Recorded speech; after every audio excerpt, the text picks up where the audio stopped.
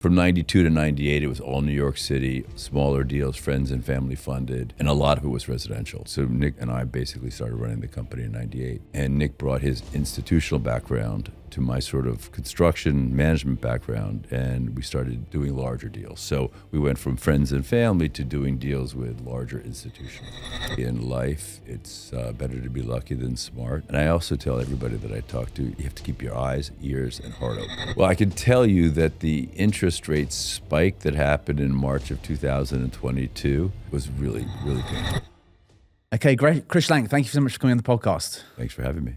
So you grew up in the Upper West Side. Your mother was a real estate broker. So I think you read The Power Broker at the age of 15. That's a very dense book for a 15-year-old, but it sounds like you naturally piqued your interest into the real estate business. 100%. It's actually a good word. Every sentence in The Power Broker, it was written by Bob Caro. It's about Robert Moses. Is so dense. I've reread certain paragraphs, certain chapters over and over again, and every time I read it, I'm just amazed at how dense his writing is. And I think back to being a 15-year-old and actually being able to get through that.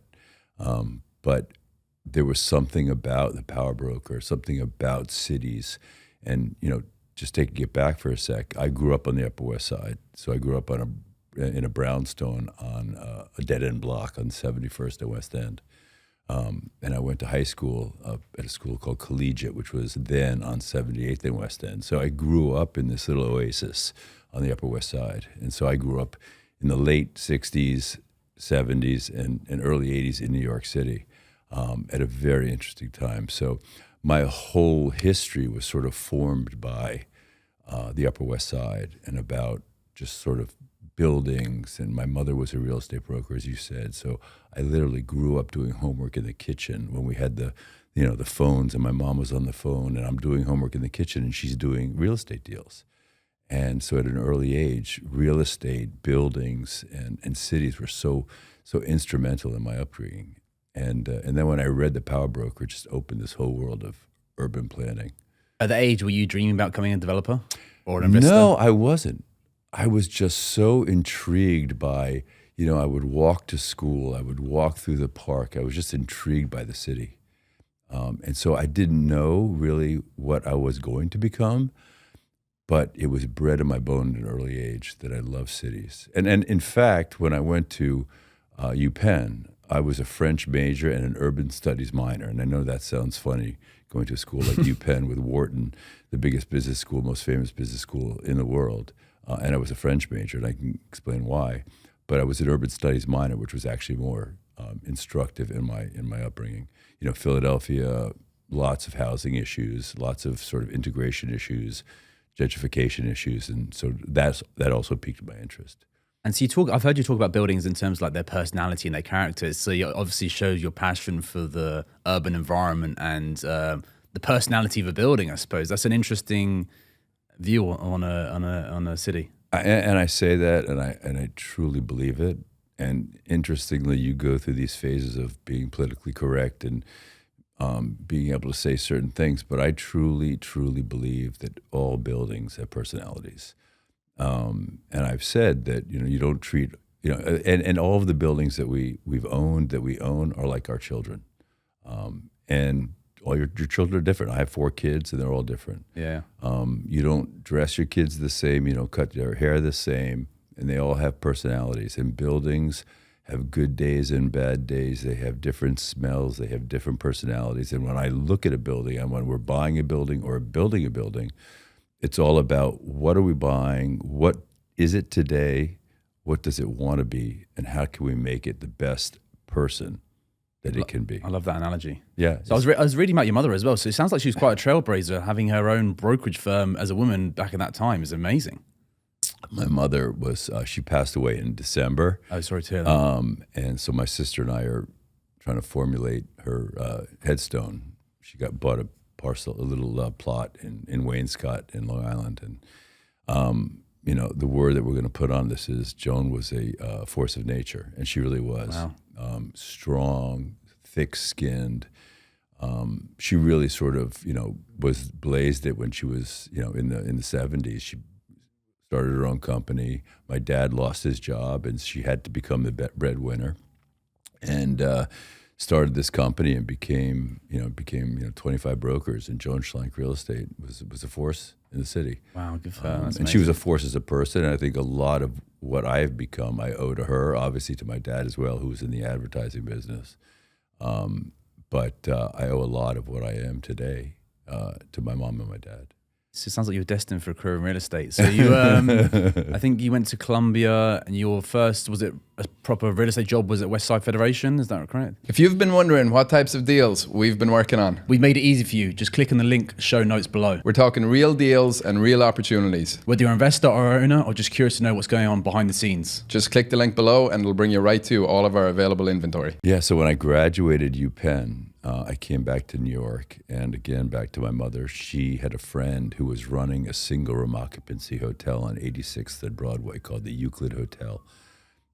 And he was running it for a not-for-profit called West Side Federation for Senior Housing. And it was basically a 306-unit SRO on the west side of Broadway between 85th and 86th. 310 rooms. Half of them were vacant. The other half were occupied by a whole litany of different types of people, from old Ukrainian women, Eugenie Christoforou, who had lived there for 50 years, to, a family of 6 Central Americans who were living in New York City in a small little room altogether and making their way. And so what year was this? That was in 1989. I worked there okay. for 2 years, and it was great because that's where I learned construction, I learned management, and really more importantly, I learned people skills. Yeah. I was dealing with a whole different variety of people. We were renovating our sort of business plan, and sort of the social role for the West Side Federation was to take men and women from the city shelter system who had been living on the street for 6 months or more and put them in permanent housing. Okay. So I was tasked with running the facility and renovating all of the vacant rooms. And then the social service department component of West Side Federation was screening the people off the street. And then I would sort of bring them into the housing. And then together we would manage. I would do doing the physical management. They were doing the mental management, and try to get these people to live on their own. So at that time, I know you obviously Savannah invested in all different asset types, but you're primarily known for offices. Yeah. So you saw these big office buildings in Manhattan, and you thought you'd want to have a piece of it. And Yeah, I mean, things happen slowly. So I started Savannah almost 33 years ago. I started Savannah in May of 1992. And I say in life, it's better to be lucky than smart. And I also tell everybody that I talk to, you have to keep your eyes, ears, and heart open. And so I met the first day of Columbia. I worked at West Side Federation for 2 years from 89 to 91, and then realized that I was either going to get killed or go crazy in this at the Euclid Hotel, and that I had a lot of construction and management knowledge, but not a lot of numbers. Okay. And so I saw that lacking, and so I decided to do my master's in real estate at Columbia. And the first day I was there, I met an Israeli guy named Jonathan Leitersdorf. We became best friends, we're brothers, and he and I started Savannah in 1992. Well, we were still at school. Oh, wow, okay. And this was buying, defaulted real estate. How did you know what you were doing? Like, Well, that's funny because I really did know what I was Okay. doing, and that's that's why beautiful being naive and younger, I suppose. Yeah, and again, back then it was a lot different than it is today. The opportunities were easier, I would say, and that's with a qualifier, than today, because there was less competition and it was less complex. Today there's 17 levels in the capital stack, and it's just a lot more transparent today than it was back then. Okay. But I was lucky because Jonathan was from a wealthy family, and he was a brilliant guy. And we teamed up, and I didn't have much money, but I had desire, and he had amazing vision. So we started buying together. And it was 1992. The banks had written off all their assets through the late the distress of the 80s, and we were just buying great stuff from banks, either deed in lieu or foreclosing. And in the beginning days was mostly vacant office warehouse in and around sort of NoHo, West Chelsea, Tribeca, and that was our start. So our start was smaller, friends and family funded, but really screwed up deals. That takes a lot of gumption. How old are you at that point? I was 25. 25. Okay, so you're buying these vacant buildings and you're going with a value add rehab business plan, and Yeah.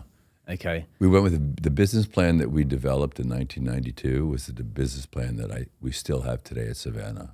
a lot 33 bigger years scale, later. obviously. It's just a bigger scale, and it's obviously morphed many, many, many times. But we are now, as you said, more focused on office. So from 92 to 98, it was all New York City, smaller deals, friends and family funded. Jonathan Leitersdorf was the primary source of capital. And a lot of it was residential. And then in 98, and again, this goes back to just sort of, keeping your ears open, your eyes open, and just being open to opportunities. I had grown up in New York City with a guy named Nick Beanstalk.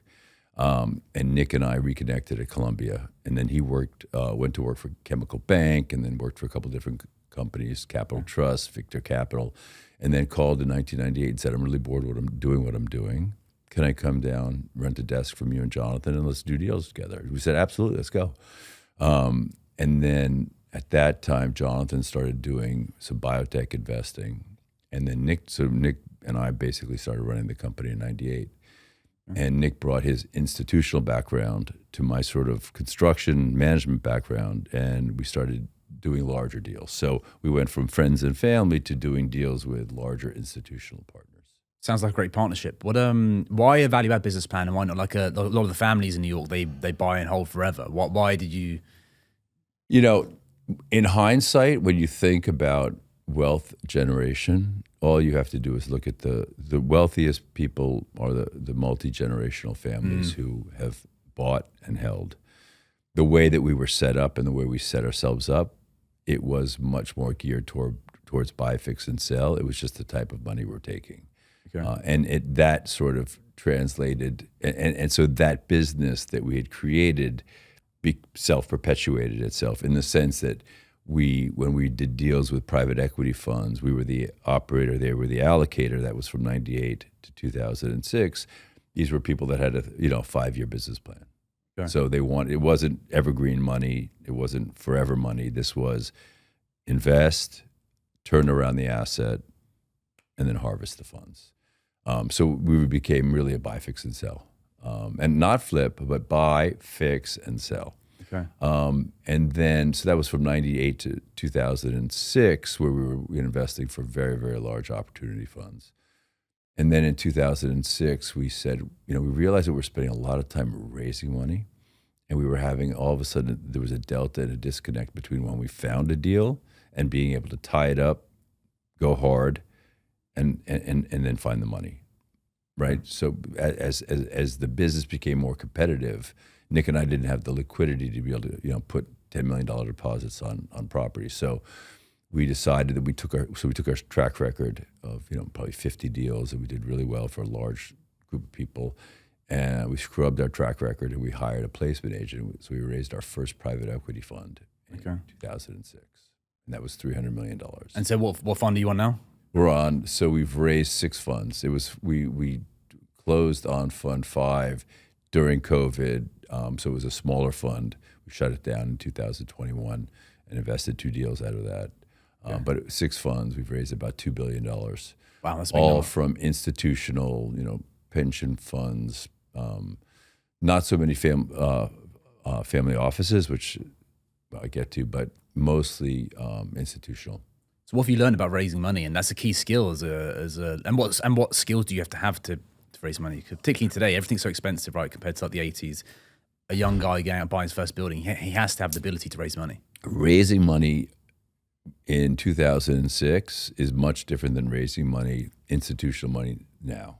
In 2006, it was an interesting time for us because we were the operator, and there was all these allocators that were raising money. And when you think about the loss of return for a limited partner investing. So if a pension fund invests into an allocator and then the allocator invests into an operator, there's about 400 or 500 basis points of return that gets sopped up somewhere in between. by investors investing directly into us, the operator, they were saving that much in return. And we had already been sort of fiduciary for these large institutions anyway. Okay. So back then it was easier because the LPs saw us as a way to get higher returns. Okay. And one thing I've learned about fundraising is you have to be fundraising all the time. While technically we raise money every 3 years and then invest that over a 3-year period, you're constantly fundraising because you're constantly looking for new investors. Thanks for listening to the Broker Brunch. We've now brought you a ton of episodes and we hope we're providing a lot of value. If you have any ideas of people you'd like to see on future episodes, please drop it in the comments so we can make it happen. I hear from various people that the deals is not the money that's in short supply, it's the good deals, right? So if you have a good deal, then you're going to find the right investors. 100%. Investors now are much less willing. I think the idea of a closed-end, fully discretionary private equity real estate fund that we've been raising over years, I think that for the sort of the emerging manager or the smaller manager, we're raising $600-700 million funds. I think that is sort of going by the wayside. Investors are looking for much more transparency and much more either separate account or direct investing. So while there are larger institutions that are still looking to invest in closed-end funds because of the distress that happened through COVID, a lot of those investors are focused mainly on the Blackstones, the Carlyle, the TPGs, because we always say an investor, someone that's investing money for a large pension fund is not going to lose their job by investing with Blackstone if things go wrong. It's a safe bet, yeah. Yeah, it's a safer bet. So we've pivoted. In this business, you've got to always be moving, and so we're back to sort of doing one-off deals with high net worths. We've found that the institutional investors these days have a lot of legacy issues that they're dealing with, so are less apt to readily invest. Although that is changing on a day-to-day basis. You can read the news every day. There's new institutional money coming into the market, but we've pivoted away and we've pivoted towards sort of mining, high net worth individuals. And these institutional investors, they are concerned about potentially some political risk in New York. I know your business, office space is not really regulated, but are you hearing this feedback from the institutional guys? We have. Again, we don't do much multifamily. Yeah. But in 2009 and 10, when we bought some defaulted debt on multifamily, and it was a concern of a lot of large investors. And that was in 2010, where there was there was a muted sort of interest or anxiety amongst investors about political risk and about headline risk. Now I think it's much more, and so we've kind of stayed away from the multifamily business. You really need to have a management company and have the. It's a very hands-on business. The Well, it's office, expertise. but Yeah, but multifamily even more so. But in everything, as you just said, you have to be hands-on. And in the past 24 months or so, maybe longer, I can't remember now, it's like we've been in a higher interest rate environment. Yeah. So how's that has sort of adapted or changed your approach to acquisitions and financings of these multi-$100 million assets? Well, I can tell you that the interest rate spike that happened in March of 2022 was really painful. You could talk to any owner of real estate. COVID was a terrible scourge that came through, and it was awful what it did to the office market, how it sort of changed how people use office, even though we're seeing a comeback in New York City. It just changed the way people look at office. In many ways, that was sort of much lesser detrimental effect to real estate than what happened with the spike of interest rates, because the pain and agony that we were put through for 2 years was just exacerbated and aggravated and irritated and completely compounded by the interest rate spike. It's here to stay. I mean, were we stupid to think that we should be borrowing money at 1.5%? I mean, we were borrowing SASB money at 1.25 over LIBOR, and LIBOR was 25 bips, right? Was that stupid to think? I don't know. Obviously, it's not going to go back to that. And now for office buildings, you're borrowing money at 400 over. So you're in 8.5%, 9% right now. And so that's a new part of underwriting. Yeah, it's the new world. So back in 07, I think in 08, you were buying a lot of notes. A lot. And where do you think we're now at in the cycle? Like, there are some notes coming to the market, I'm sure you're seeing some across your desk. Do you think that's, how would you compare this, I guess, this time now to 07? So 07, it was different because the banks were under stress. So the financial institutions were under stress. The federal government was pressuring the financial institutions to clear their balance sheets. So that's why you saw a tremendous amount of flow. We bought 4 million square feet of office in New York City, all through the debt, defaulted firsts. We're not seeing that much now, although now, again, there have been phases of deal flow. And I think over the next 3 months, there's going to be a lot of deal flow. We're looking at some debt right now. But it's not as pervasive. It's not as sort of out there. There are specific instances, and in a lot of, and the stuff that we like to look at is the stuff that's kind of hairy. Okay. So isn't necessarily apt to be brought to the market via a large marketing effort by a broker. A lot of the stuff we're looking at is relationships with banks where they say, look, take a look at a few of these assets. What do you think? But I think there will be more coming, but there's a big difference, and we were shocked by the difference between 07 and 08 and the amount of flow there was and the flow that's going on right now. It's not as active. Okay. Another thing I want to touch on was that you've invested in different markets. Yeah. You've been, I think you're doing some condos down in West Town Beach. You've done Boston. You've done DC. Still very active in New York. How have them experiences been in different markets given you a different perspective on New York City? So I think we've always sort of focused on New York City. We did some, in the early days, we did, Boston to Washington. We called it the Amtrak corridor, 2 hours up, 2 hours down, 2 hours out. We did some industrial. I think what that has taught us is that, and how we've honed our strategy over the years, is that you really want to pick the pond that you want to fish in and fish there well. So I would say over the past 15 years, it's been primarily New York City. And when I say primarily, we have recently gone down, as you mentioned, to West Palm, and I can get into that in a second. But by becoming a sharpshooter in a specific market, you really become an expert. I'm not getting the first call in Boston. I'm not getting the first call in DC, and I'm not getting the first call in Washington. And if I am, in Chicago.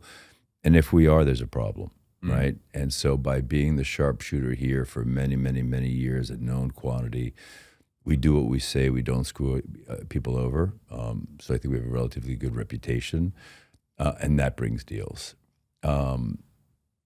I think having seen other markets makes me appreciate New York that much more. The demand and appetite for investing. Exactly, Yeah. and the liquidity. Yeah. There's always liquidity in New York. You can buy cheap. We bought cheap bricks in upstate New York office. There's very little liquidity. And cheap bricks become expensive bricks if you hold them long enough. So when now in a post-COVID world, I'm hearing that leasing activity in the office side is up. Yeah. And there is a lot of activity in terms of like tenant demand. I guess you're seeing the same you have a big portfolio, so you would know better than anyone else.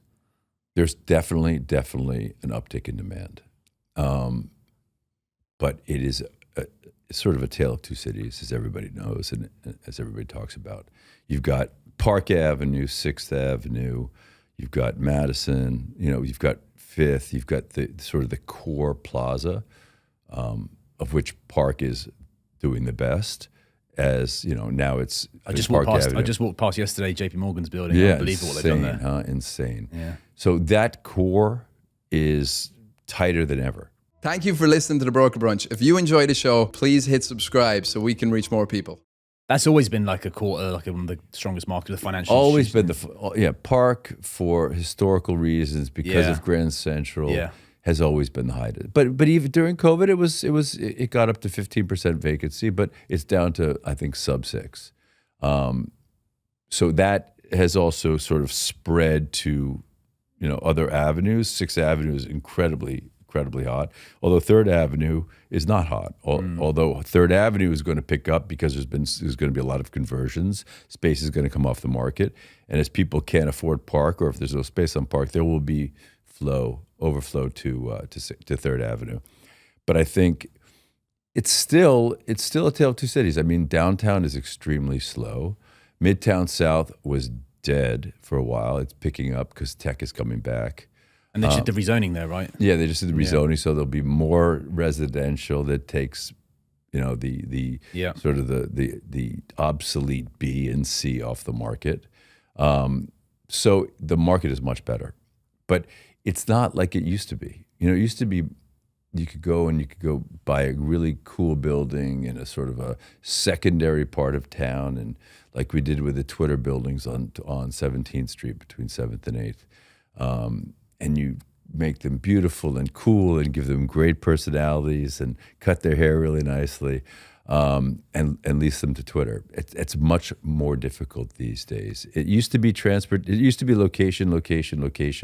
It's location, transportation now. Okay. People, because of COVID, don't want to have to take trains, planes, and automobiles to work. Yeah. And I think what still irks me is what happened in 2015 and 16 was a sort of land grab in secondary markets in Queens and Brooklyn, where everybody said, all the tech guys want to be in these really cool, creative buildings that are impossible to get to. Well, guess what? No one wants to be there.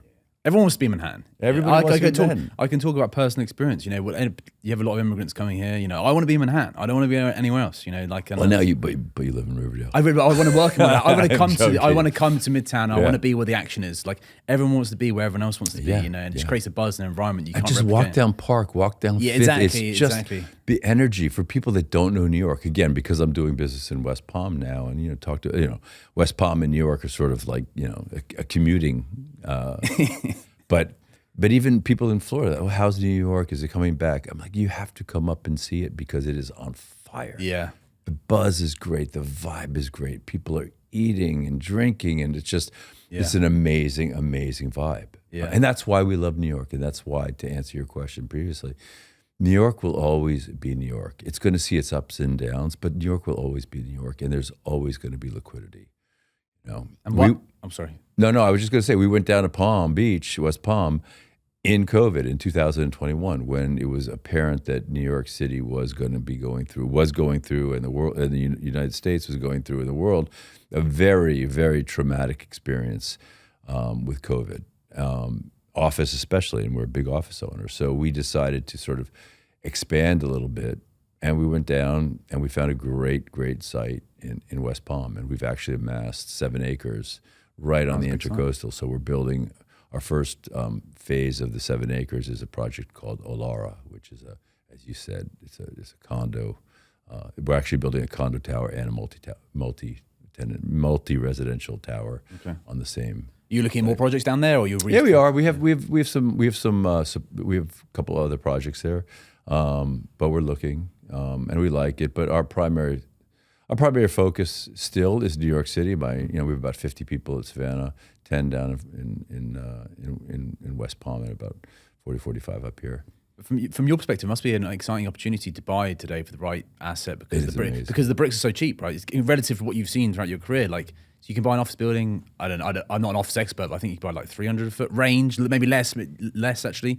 Whereas if you looked back to 2015, as you mentioned, it's probably double or maybe even triple that for the same as triple. So the good and the bad is, yes, I'm buying now, and we're taking advantage, little a advantage of distress. But in the same tone, we are suffering that distress as well because we have an existing portfolio. So we've seen the values of the buildings that we own in our portfolio tumble by 50%. So that's very painful. And we've spent a lot of time working those out. Some we've successfully worked out, some we haven't. But yes, and in life and in business and in everything, you have to keep on moving. So we are now taking advantage of that distress. And we're doing it with, high net worth families, and a lot of them not from the United States. And they have a more patient, longer-term view, whereas an investor, institutional guy might want an IRR quicker. Yes, they're more patient, longer-term view, but they're also not saddled with legacy issues where they're worried. So they're coming in, they see value, and we saw that in actually 2009 and 10. Our fund 2, which did really, really well, was invested with probably 60% foreign. They were taking it, all of these investors, seeing the distress, seeing the value destruction, and taking advantage of that, which we did.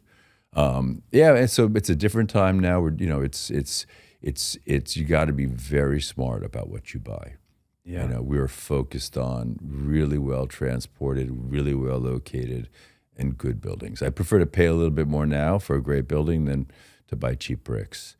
But again, to your point earlier, there is a range. You can sort of range out values, commodity office, good office, and then Class A office in sort of pretty tight per square foot price ranges. And I would say the real commodity mid-block is probably $275 to $300 a foot. Could be $250 to $300 a foot. So if you're looking to buy some of the assets, I suppose you may be competing with some residential conversion guys, or would you look at that business plan yourself? We don't really. We're looking at conversions. The stuff that we're looking at right now isn't necessarily the new stuff. Isn't necessarily the conversion material, because the conversion material is stuff that is just not working as office, and where the life as an office building is over. Yeah. And it's not as easy as everybody says. Because of the floor plates. And the floor plates, the ceiling heights, the fenestration, there's lots of different issues. Elevators, all of that. But there's a lot of great stuff going on in conversions. I mean, there's a lot of great stuff. And that will transform different pockets of Manhattan. And I think in a very exciting way. It's very interesting how it all plays out. Yeah, it will be. I'm excited. I'm excited to see what happens. We're back. Another season of the Broker Brunch podcast. Summertime in New York. We've got a lot of exciting conversations coming up. We hope you enjoy listening. So if you don't mind, we take a step back actually to early in your career in Savannah. Like, what sort of early challenges were there and you're facing building that business? There are challenges in every aspect of every different type time in the business. I mean, you have different challenges today. Now we've got challenges today. We've got challenges of sort of how to go forward. What do you want to do? What are you looking for?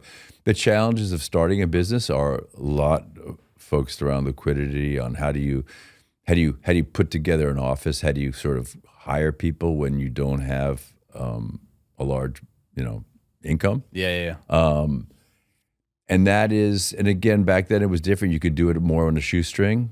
I mean, I remember our first office was in the basement of a building that we bought on 10th Street between 1st and 2nd. It was a multifamily office building, a multifamily residential building, and we had our office in the basement. And so that's how we started. So we had very low overhead. It's really trying to figure out where you want to be and what you want to do, because it's really where you plant your foot and how you pivot, that's where you're going to go. And I think setting up your morals, setting up, what you want to do. I get a lot of questions from young people coming out of school. Well, how did you start your business? And let me know, sort of give me advice as to if I'm going to start a business, what should I do? And all I say is do what you want to do. Do what you love, because there's so much time and energy put into it. If you don't love it, I agree with that. If you love small brownstones, and look at small brownstones. If you love office, do office, but only do what is dear and near to your heart. Yeah. So, I mean, it's very important, but there's challenges. You've got to manage your own life and your own career, right? You have to take responsibility for what you want to do at the end of the day. 100%. I think in New York City, there's so much competition, So much competition. It's like you really got to fight every day, and you won't do that unless you love it. And if you don't love it, right, you're not going to become a doctor if you don't love medicine. That's true. It's not just for the money. That's true.